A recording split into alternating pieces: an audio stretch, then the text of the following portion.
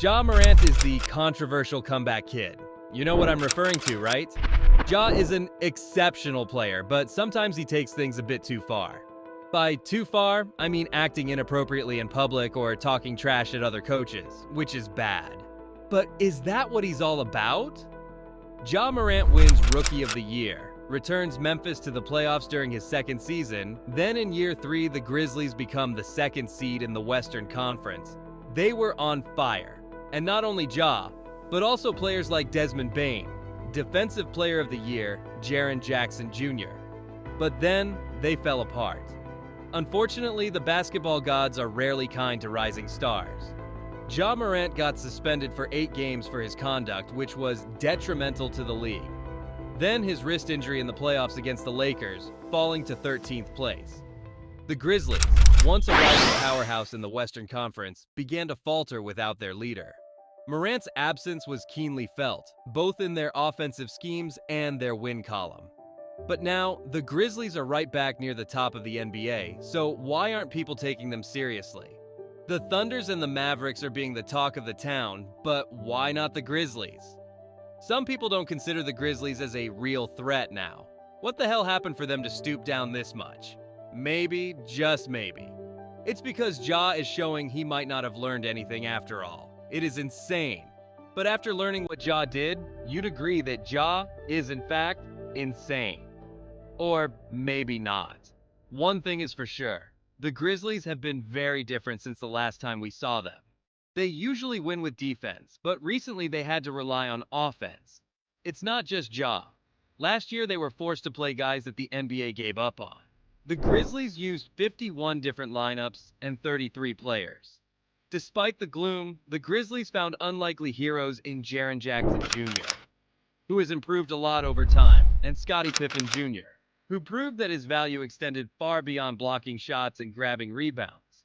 Scotty Pippen Jr., often overshadowed by his famous father's legacy and cut by the Lakers G League, is now doing well with the Grizzlies, emerged as a spark plug off the bench. Scotty started 16 of 21 games, including 28 points and 4 steals against the Lakers. This year, he has proven himself yet again. They also found promising results in underdogs like Vince Williams and G.G. Jackson.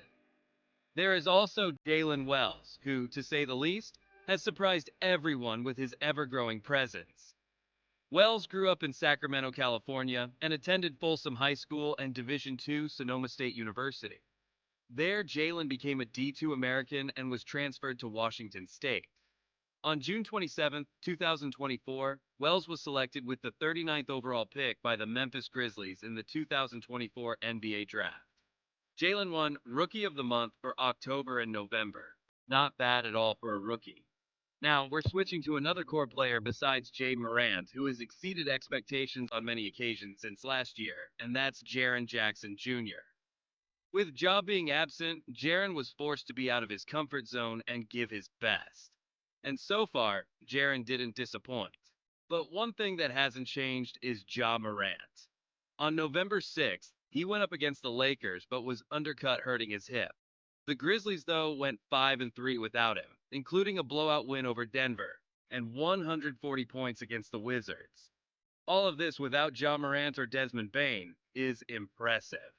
Together, these underdogs kept the Grizzlies competitive, even if they lacked the star power to push them into true contention.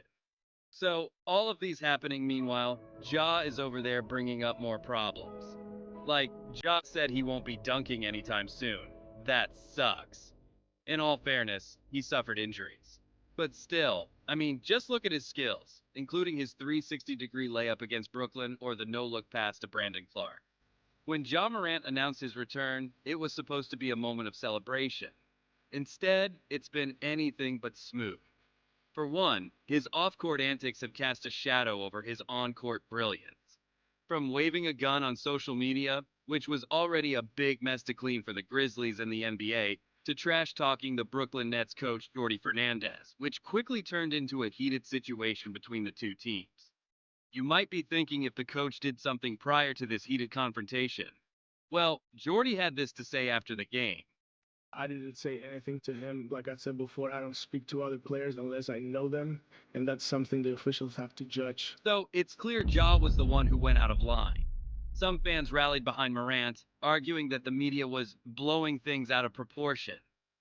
Others felt his actions were irresponsible and unbecoming of a franchise player.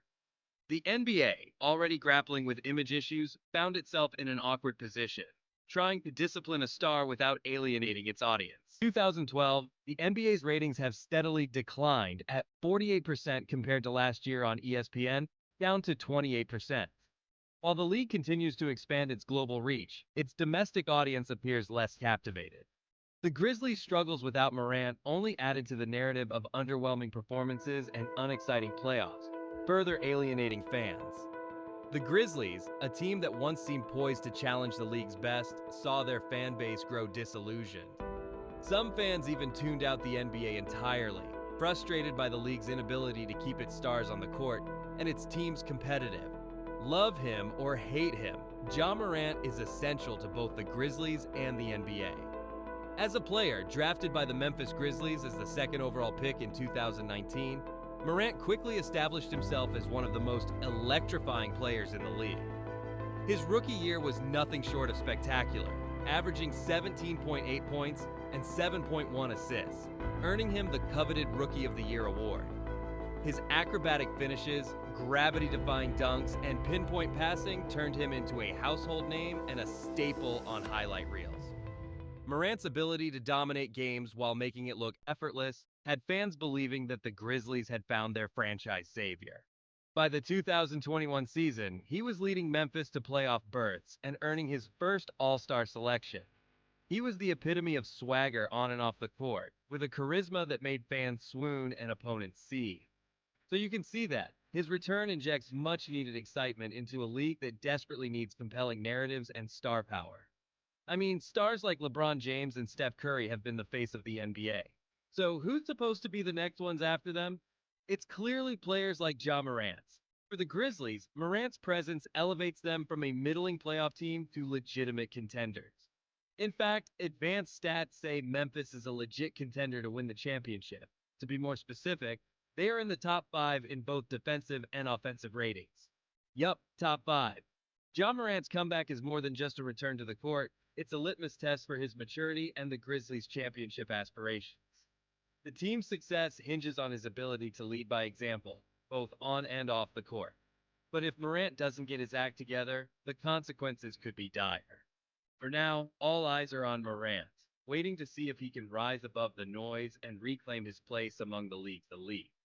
Do you think Ja Morant will jeopardize the Grizzlies' chance at winning the championship, or will he actually be the face of the NBA? Let us know in the comments below. To stay updated for more NBA content, stay tuned with NBA Buzz, and see you on the next one.